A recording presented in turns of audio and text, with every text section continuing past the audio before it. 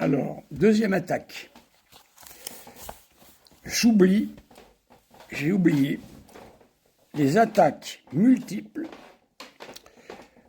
contre la foi des papes conciliaires. Donc, mes amis, si les papes conciliaires, c'est-à-dire de Jean XXIII jusqu'à Léon XIV, eh bien, sont des papes, comme disait Monseigneur Lefebvre, antichrist. Jean-Paul II a été traité d'antichrist. C'est quand même pas rien, ça. Hein, sont tous hérétiques, sont tous modernistes. Il n'y a plus d'église catholique. Que voulez-vous que je vous dise, moi? Les papes, les uns après les autres, sont tous perdus la foi. Alors, je voudrais rappeler quelque chose concernant Assise. Assise, pour moi, cette manifestation est catastrophique.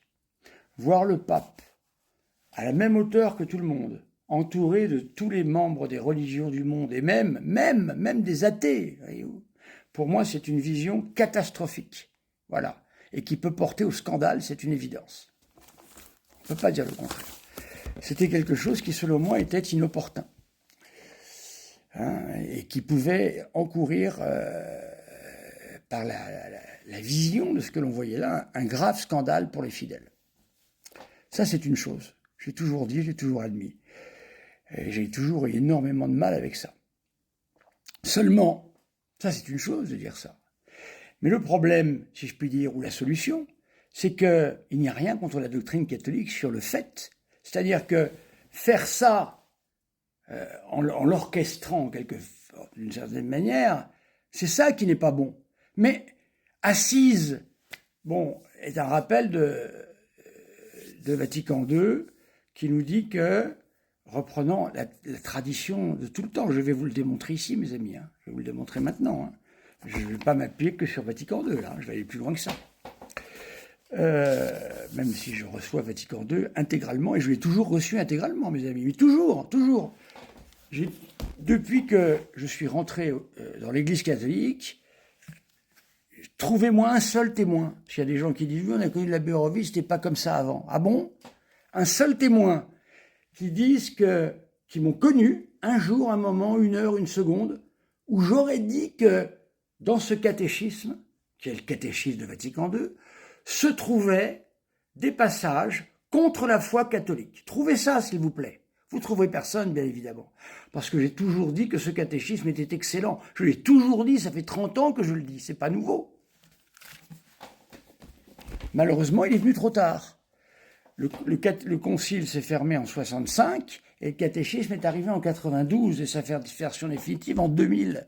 Il serait arrivé avant, on n'aurait pas eu tous ces problèmes parce que la foi aurait été bloquée. Seulement, il y a eu des saboteurs modernistes, bien évidemment, hein, pour beaucoup qui ont quitté l'Église. N'oublions pas ça non plus, ces saboteurs. Eh bien, qui ont dit au nom de l'esprit de Vatican II, comme le fait Monseigneur Lefebvre malheureusement, ils ont fait dire tout et n'importe quoi. Au nom de Vatican II, on va démolir les autels. Au nom de Vatican II, on va dire la messe, non pas ad orientem, comme le demandent les rubriques de la messe de Paul VI, acceptées intégralement par Monseigneur Lefebvre, je vous rappelle, hein, il l'a écrit. Il l'a écrit et dit, c'est le saint sacrifice de la messe. Pourquoi n'a-t-il pas mis ça et pourquoi un homme comme lui a-t-il dit simplement « c'est le sacrifice de la messe » ? Je ne sais pas. Hein, ça montre déjà qu'il y avait quelques réticences. Mais c'est le sacrifice de la messe. Voilà.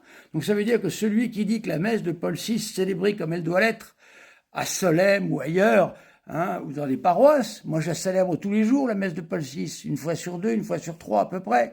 Et je célèbre la messe Saint-Pie V de la même façon. À ce moment-là, si on dit que moi je ne dis pas une messe valide, à ce moment-là, c'est très grave, mes amis, bien sûr. Alors donc, même si Assise est catastrophique dans sa mise en œuvre, ne change rien à la doctrine de l'Église, il n'empêche que Assise est fondée sur ce qu'a dit Alexandre VIII. Alexandre VIII a condamné en 1650 les propositions jansénistes suivantes qui soutenaient que le Christ est mort seulement pour les fidèles et que les païens, les juifs et les hérétiques ne reçoivent de lui aucune grâce. Voilà.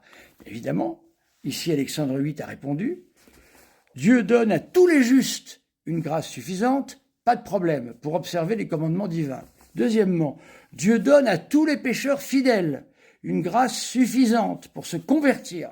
Donc là, on rappelle ceux qui ont quitté l'Église, qui sont baptisés, ou voilà, ils reçoivent la grâce pour se convertir. Donc on essaye de faire cette réunion pour ça, pour la conversion des âmes. N'oubliez pas qu'il a été demandé à Assise, il faut regarder les documents de près, les gens qui ont prié dans d'autres religions, il n'y a jamais eu de prière ensemble. Tout a été toujours séparé. Très important ça. Et troisièmement, ce que nous dit Alexandre VIII, Dieu donne à tous ceux qui sont négativement infidèles la grâce suffisante pour être sauvés. Ça veut dire que, ici, Alexandre VIII nous explique que celui qui ne rejette pas le Christ en tant que moyen unique de salut, qui ne rejette pas l'Église en tant que telle, qui est dans l'ignorance invincible, par exemple, eh bien, reçoit la grâce pour pouvoir être sauvé. Bien, mes amis, qu'est-ce que c'est qu'Assise? Assise, la maladresse, elle est de... Jamais Alexandre VIII n'aurait fait ça. Et quoique, il l'aurait peut-être fait, je n'en sais rien. Mais dire, on va prendre tout le monde là, tous ceux que nomme Alexandre VIII, et on va prier pour que, eh bien, chacun reçoive la grâce.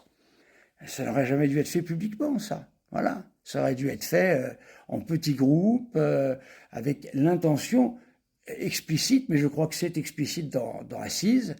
Je ne suis pas du tout un fan d'Assise, attention, je répète encore une fois, mais il faut prendre les textes tels qu'ils sont, allez les voir. Je ne vais pas faire 50 vidéos en prenant tous les textes, vous imaginez, c'est trop long. Allez voir par vous-même, mes amis, et attaquez Assise avec les textes d'Assise. Moi, je l'attaque avec l'image que ça donne, mais pas sur les textes. Les textes sont inattaquables. J'ai été voir, allez voir vous-même, c'est sur le site du Vatican, vous verrez. Eh bien, en fin de compte, c'est la doctrine d'Alexandre VIII, 1650, voilà. Toutes les personnes réunies par, ici, Jean-Paul II, plus tard Benoît XVI, sont les gens touchés ici, voilà, c'est-à-dire les infidèles, les païens, les juifs, les hérétiques, ils étaient là, présents, voilà. Et on dit, on va prier afin que tous ces gens se convertissent et reçoivent la foi et rentrent dans l'Église catholique. Évidemment, publiquement, ça n'a pas été dit aussi explicitement. Mais dans les textes, c'est explicite. Il n'a jamais été question d'autre chose. Mais les interprétations, vous imaginez. Quelle catastrophe d'avoir fait ça, bien sûr. Mais attention, tout ça est fondé sur la doctrine catholique, sans aucune ambiguïté. Si ce n'est que tout ça n'est pas fait pour être appliqué sous cette forme théâtrale. N'oubliez pas, mes amis, qu'il faut aussi comprendre les papes. Si vous lisez la vie de Jean-Paul II, Ma vocation, qu'est-ce qu'a fait Jean-Paul II? C'est un homme de théâtre. Et oui, il a mis en œuvre la boutique de l'Orfèvre, je crois. Il a mis en œuvre de grandes vérités philosophiques sous la forme de pièces de théâtre. Eh bien, Monseigneur, le pape ici, Jean-Paul II, et Monseigneur, à l'époque, Monseigneur Ratzinger, qui était le responsable de la doctrine de la foi, eh bien, qu'est-ce que vous voulez? Ils ont voulu faire quelque chose de théâtral. N'oubliez pas, le pape Jean-Paul II est un homme de théâtre. Il a été toute sa vie. Devant ses étudiants, quand il était jeune prêtre à Cracovie, il présentait les pièces de théâtre. Très catholique, sans doute. N'en doutons pas. Regardez la boutique de l'Orfèvre, vous verrez. Compliqué, cérébral. Et puis avec une pensée concentrique. Pas cartésienne comme chez nous, petit 1, petit 2, petit 3, c'est pas comme ça que ça marche. Mais si je regarde Assise et je garde le texte d'Alexandre VIII, c'est exactement ça. Voilà. Donc on réunit toutes ces personnes qui ont la capacité de recevoir la grâce suffisante pour être sauvées, et on va faire en sorte de leur donner la chance de recevoir cette grâce. Voilà. C'est du théâtre, ni plus ni moins. Je continue parce qu'il y a d'autres attaques. Ça va être plus court cette fois-ci.